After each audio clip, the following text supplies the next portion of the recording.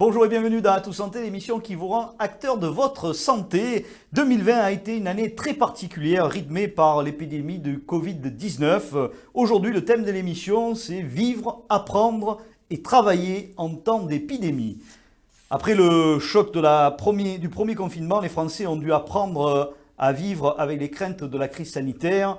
Nous allons évoquer l'impact psychologique de la crise sanitaire sur les enfants, les adolescents, mais aussi sur la population active, notamment les salariés qui ont dû se réinventer avec le télétravail. Pour aborder ces thèmes, nous avons sur le plateau d'Atout Santé le docteur David Soffer. Bonjour. Bonjour. Donc vous êtes psychiatre et directeur de l'association Asthma. Bienvenue sur le plateau d'Atout Santé. Lucie Berlureau, vous êtes lycéenne en classe de terminale. Bonjour et bienvenue. Merci. Bonjour à tous les deux. Donc, des études récentes ont montré une nette augmentation de l'hospitalisation en pédiatrie pour raisons psychiatriques en Île-de-France. Irritabilité, troubles du sommeil, anxiété. Les troubles ressentis par les jeunes dans ce contexte de la crise sanitaire semblent multiples. David Soffer, concernant cette étude, qu'est-ce que vous en pensez? Est-ce que vous avez ressenti les mêmes effets? Alors, j'ai pris connaissance de cette étude. Pour tout vous dire, non, pas pour l'instant. Ça ne veut pas dire que ce qui a été dit n'existe pas du tout, ça existe sûrement. Mais il se trouve qu'aux urgences pédiatriques de Marseille, on n'a pas pour l'instant une augmentation massive telle qu'elle est décrite par nos collègues de la région parisienne.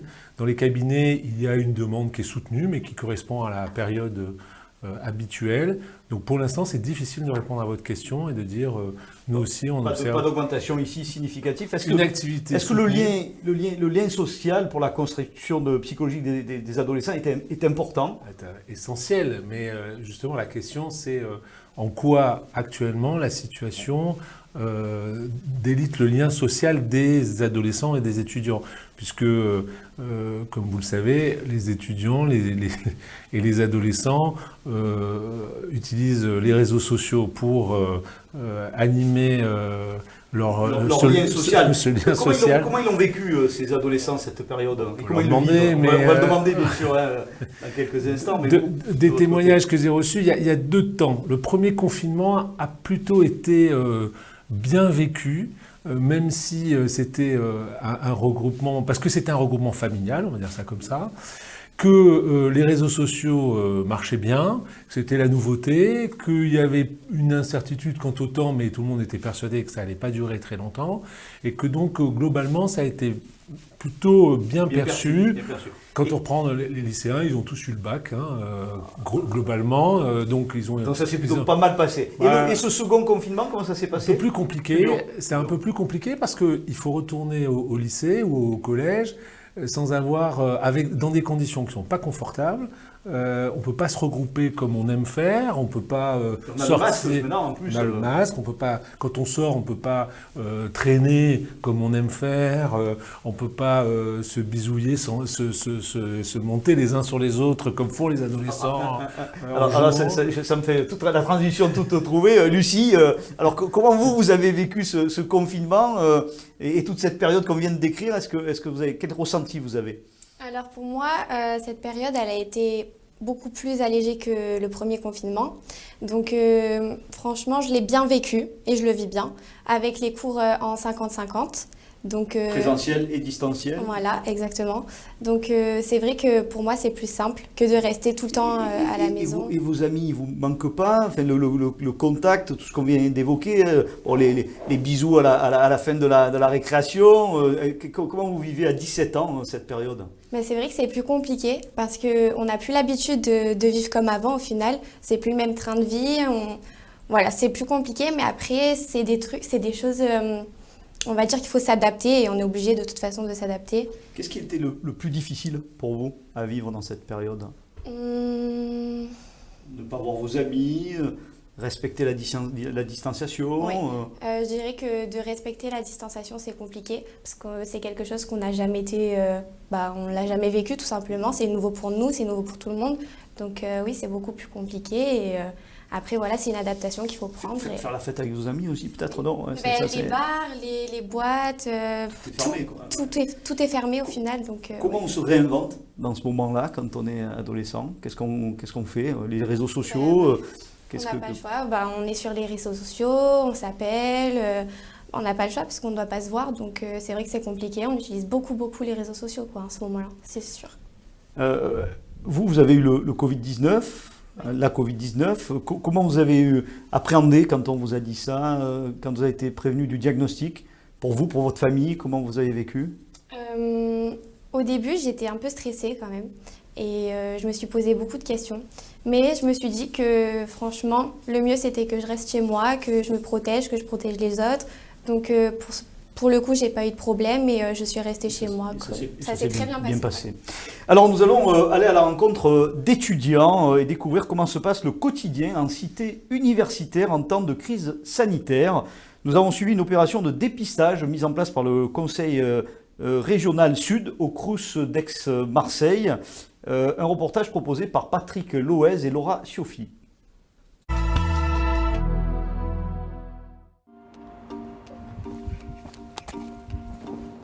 Le rôle d'étudiant référent, de résident référent, c'est d'être auprès des autres résidents de la cité universitaire.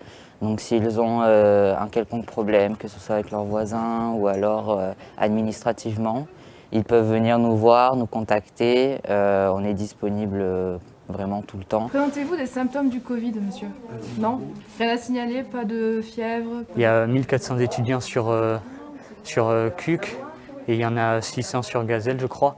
Et en fait, on appelle les étudiants, on prend leurs nouvelles. Basiquement, la question qu'on pose, c'est est-ce que vous êtes en CTU et comment se passe le confinement? Parce que le but, c'est vraiment de savoir si le confinement se passe bien et inviter la personne à nous parler de son confinement, nous dire effectivement ça se passe bien, ou au contraire, non, je me sens vraiment isolé.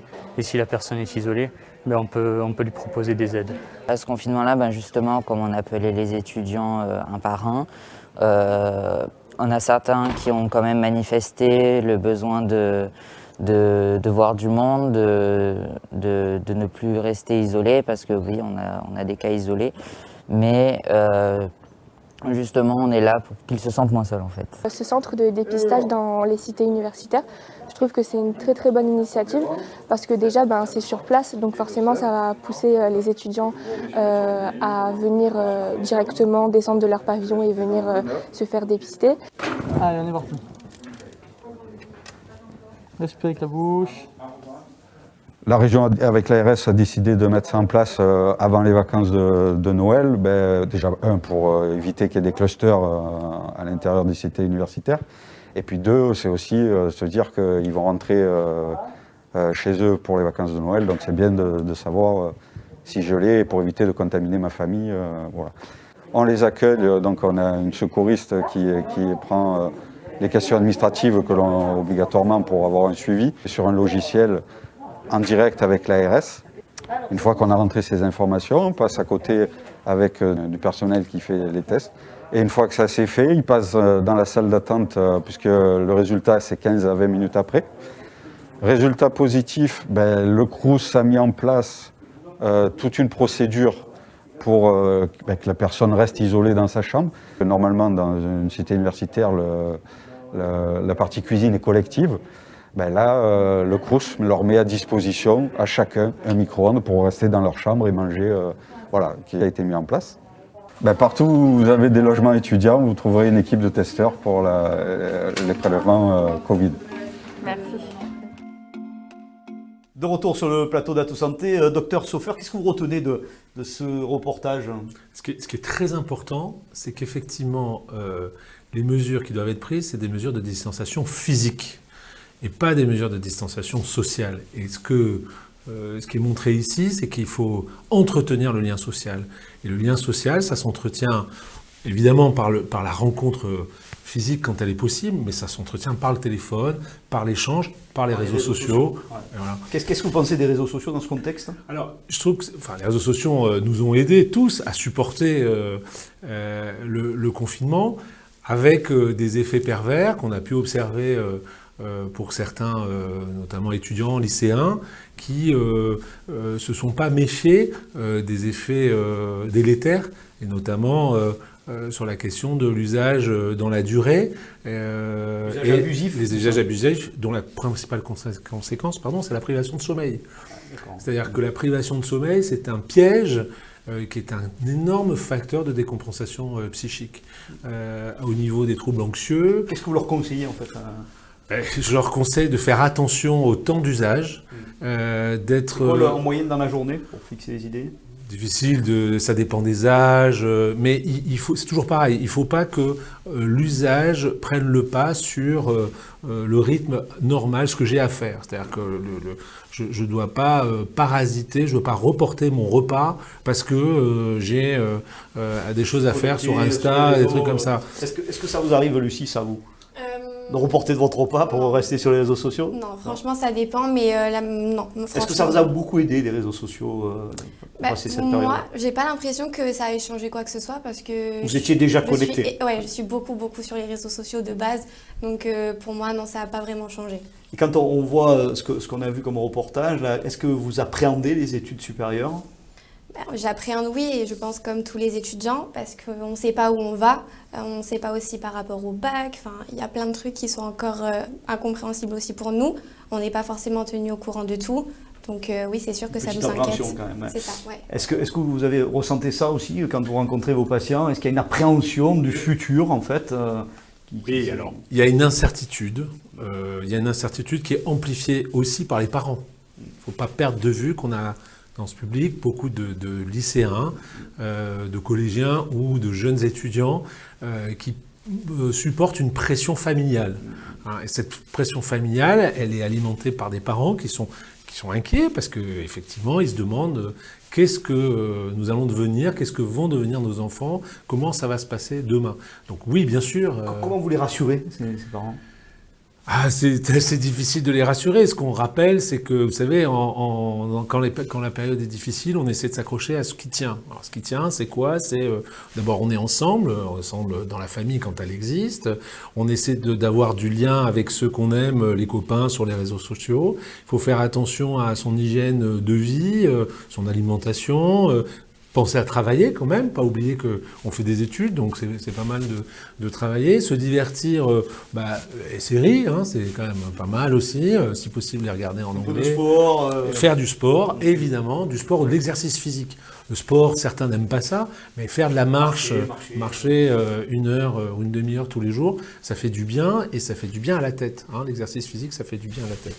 Merci. Alors Lucie, si vous aviez, vous, un message à faire passer à tous les adolescents qui nous regardent sur le plateau d'Atout Santé, qu'est-ce que vous leur diriez? Alors je dirais qu'il faut prendre soin d'eux et faire vraiment attention et continuer avec les gestes barrières et faire attention à nos proches aussi, c'est important.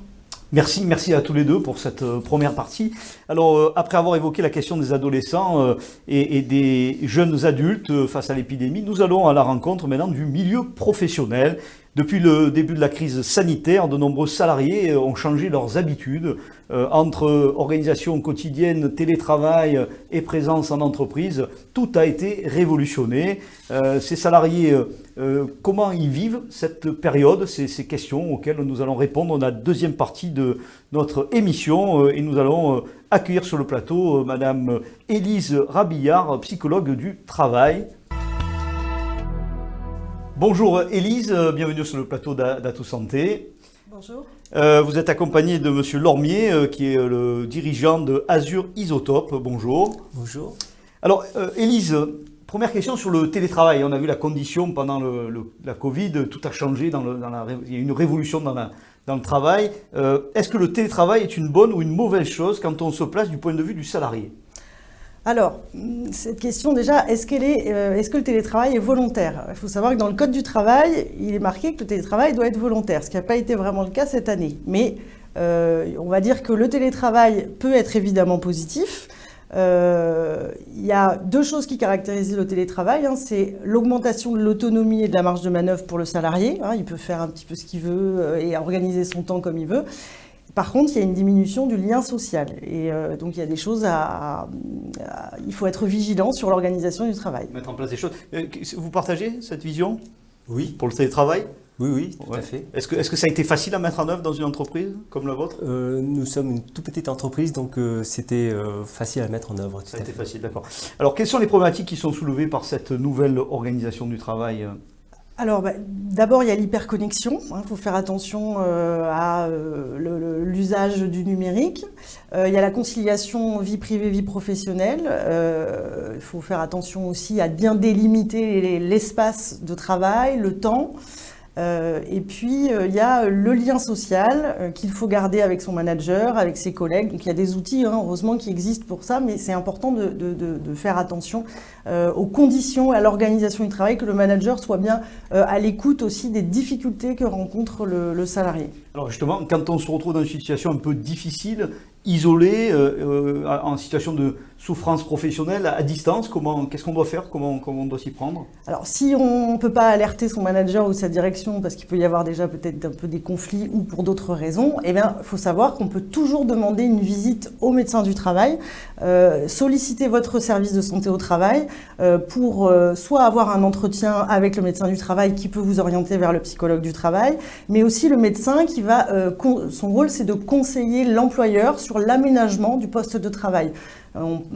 L'ergonomie du poste de travail, l'organisation qui peut aussi améliorer et faire sortir de l'isolement le salarié. Est-ce que vous avez des conseils à partager avec les salariés qui nous écoutent? Plein, évidemment. Il faut juste les écouter.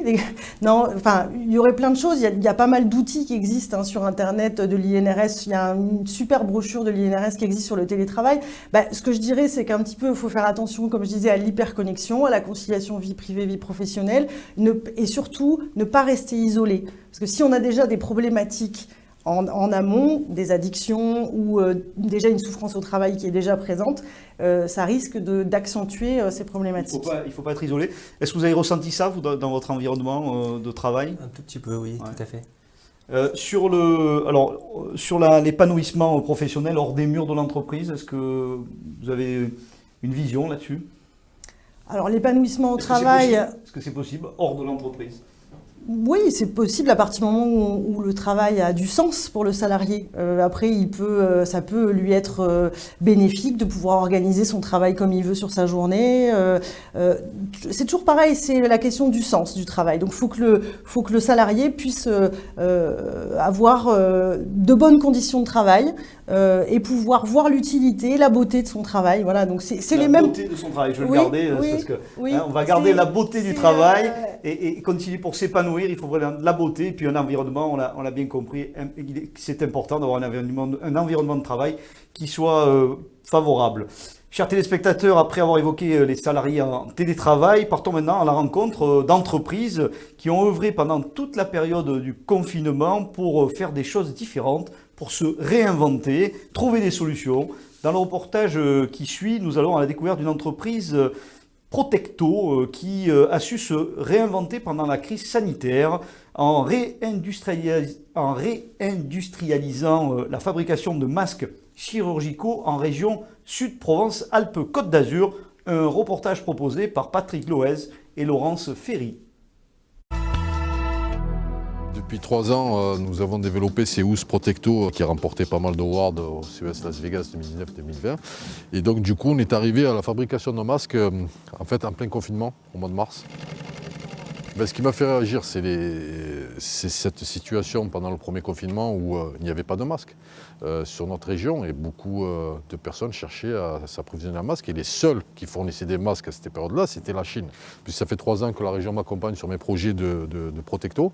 J'ai contacté M. Kleinhoff et donc je lui ai posé la question, est-ce qu'il ne serait pas judicieux de utiliser notre réseau de fournisseurs et de contacts en Chine ou ailleurs pour, pourquoi pas, réindustrialiser la fabrication du masque. Et donc ils m'ont tout de suite dit, on est en plein dans ce problématique et ça serait très pertinent de monter un dossier de réindustrialisation sur notre territoire de fabrication de masques chirurgicaux. Ça a été un très gros travail pour convaincre nos fournisseurs en Chine pendant le confinement qui était une période très compliquée pour faire de l'activité et développer ça. Donc on a réussi à convaincre de rapatrier des machines et d'acheter bien sûr ces machines en France. On a réussi à convaincre aussi, ça n'a pas été très difficile, la région Sud pour nous octroyer une aide financière pour acquérir ces machines. Et on a vraiment nuit et jour, pendant le confinement, surtout la nuit puisque c'est un décalage horaire, travailler d'arrache-pied pour monter ce dossier et pouvoir répondre aux besoins vraiment parce qu'il n'y avait pas de masques ici. Nous produisons à peu près 20 000 masques par jour. Tous nos masques sont stérilisés, donc emballés dans des sacs isothermes et ensuite dans les boîtes. Tout est indiqué au niveau des normes qu'il faut respecter et sont stériles. Et nous avons voulu pendant les fêtes faire un peu plus fun et nous avons élaboré des masques pour Noël qui marchent très très bien et qui permet aux familles et aux enfants de pouvoir porter des masques. C'est des vrais masques chirurgicaux avec la même qualité que les autres, mais avec des motifs Noël.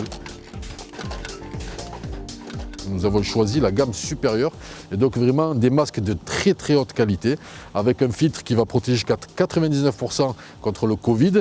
On est vraiment sur une gamme supérieure. Et nous avons vraiment insisté pour que nous différencier, c'est-à-dire vraiment qu'il y ait l'empreinte Made in France sur nos masques. Et chose très rare sur le marché, c'est que tous nos masques sont stériles. On a multiplié par 5 notre chiffre d'affaires qui habituellement était à l'arrêt suite au confinement. Nous avons aussi permis de créer à peu près 9-10 postes. Grâce à l'aide de la région, on a réussi à créer ça. Nous avons aussi l'opportunité de travailler avec l'étranger. Nous avons des demandes de commandes pour le Liban, pour l'Irak, mais aussi nous avons des professionnels de santé qui ont besoin des masques chirurgicaux toute l'année. Et nous allons développer cette partie-là, c'est-à-dire de fournir à ces professionnels direct d'usine cet outil masque chirurgical qu'ils ont besoin parce qu'ils travaillent tout le temps avec, même hors Covid. Donc nous allons pérenniser cette activité en nous développant sur ces secteurs-là. Donc cette activité masque va nous permettre de développer l'activité Protecto. De retour sur le plateau d'Atos Santé où nous sommes en présence de Monsieur Lormier qui est chef d'entreprise Azur Isotope. On a vu une entreprise qui s'est réinventée en fabriquant des masques avec l'aide de la région Sud et le masque est important dans cette période en attendant le vaccin. Alors vous avez une activité qui a aussi porté ses fruits dans la Covid-19. Est-ce que vous pouvez nous en parler ? Oui, effectivement, pendant la période où les gens étaient confinés, nous avons pu continuer à travailler au sein de notre entreprise et chercher parmi les molécules que nous avons en bibliothèque, savoir s'il y en a une qui pourrait correspondre et avoir cette propriété à lutter contre l'activité de la Covid-19. Et on m'a dit, en préparant cette émission, qu'il y a une molécule naturelle qui est produite par un champignon qui avait des actions contre la Covid. Racontez-nous. Alors, au sein de notre société, nous avons réussi à faire la synthèse totale de cette molécule qui est produite par un champignon. Pour l'instant, il y a eu une demande de dépôt de brevet dessus, donc on ne pourra pas trop en parler. Mais c'est une molécule naturelle et elle a des fonctions chimiques sur sa structure qui nous ont incité à faire la synthèse de cette molécule et d'aller la tester pour son activité. Comment vous est venue l'idée de tester cette molécule parmi d'autres ? En fait, de par notre formation, il y a des fonctions chimiques sur une structure chimique qui nous permettent de, entre guillemets, prévoir et dire si elle aura des interactions avec d'autres molécules. Et sur celle-là, effectivement, il y a des fonctions chimiques qui ont réagi favorablement sur la Covid-19. Comment vous avez été aidé pour monter ce projet ? Alors nous avons effectivement eu besoin de ressources financières pour financer le test auprès de l'Institut Pasteur parce qu'eux, ils ont le virus et pour faire ce test in vitro, nous avions demandé une subvention auprès de la région. Qui vous a accompagné dans cette démarche ? La région nous a aidés pour régler la prestation de l'Institut Pasteur. Et on en est où là ? Aujourd'hui, grâce à la région, nous avons l'Institut Pasteur a pu démontrer l'activité virucide, c'est-à-dire l'activité qui permet de diminuer la multiplication du virus à l'intérieur de nos cellules. Et nous avons fait une demande de dépôt de brevet pour revendiquer cette propriété. Et en ce moment, nous sommes en train de faire des analogues afin de trouver un candidat médicament le plus efficace possible. Donc là, on est sur le médicament, là, vraiment le on vaccin. est sur un traitement, tout à fait. On est sur un traitement médicamenteux curatif. Et est-ce qu'il y a d'autres molécules naturelles qui permettraient d'éradiquer la Covid-19 La nature nous offre un panel de structures chimiques très riche et il y a des appareils de plus en plus perfectionnés qui permettent de détecter des structures chimiques. Et il y a d'autres molécules capables d'interagir avec la Covid-19, effectivement. Alors, sur la médecine du travail, est-ce qu'on a maintenant une petite avancée sur les traitements? Est-ce qu'on sait à quel moment ça va arriver dans les entreprises pour le traitement de la Covid-19? Est-ce que vous avez, vous, une idée? Pas encore, c'est un peu tôt. Oui, c'est un peu tôt. Puis nous, on est dans la prévention au niveau vraiment des conditions de travail, de l'organisation du travail. Donc c'est un petit peu tôt, oui. D'accord. Et est-ce qu'on a eu beaucoup de cas de Covid qui sont revenus vers vous, ou d'entreprises qui ont eu peut-être des clusters, ils ne savaient pas comment faire, comment vous les avez accompagnés? Oui, on en a eu pas mal. Les médecins ont été présents auprès de leurs entreprises, de nos adhérents. Et puis on a créé aussi des nouveaux outils comme des webinaires pour pouvoir le faire à distance ou des supports pour justement le télétravail, accompagner dans le télétravail et accompagner aussi les entreprises à mettre en place un référent Covid pour qu'il y ait un référent dans l'entreprise qui puisse, on va dire, prêcher la bonne parole sur les mesures sanitaires à mettre en place. Donc non, le médecin du travail a été vraiment présent pour accompagner les entreprises dans cette crise. Comme nous tous, vous enguissez vite d'avoir le vaccin pour éradiquer. Et donc monsieur qui nous témoigne déjà de quelques pistes sérieuses en France, ça vous réjouit aussi, j'imagine. Bien sûr, bien sûr.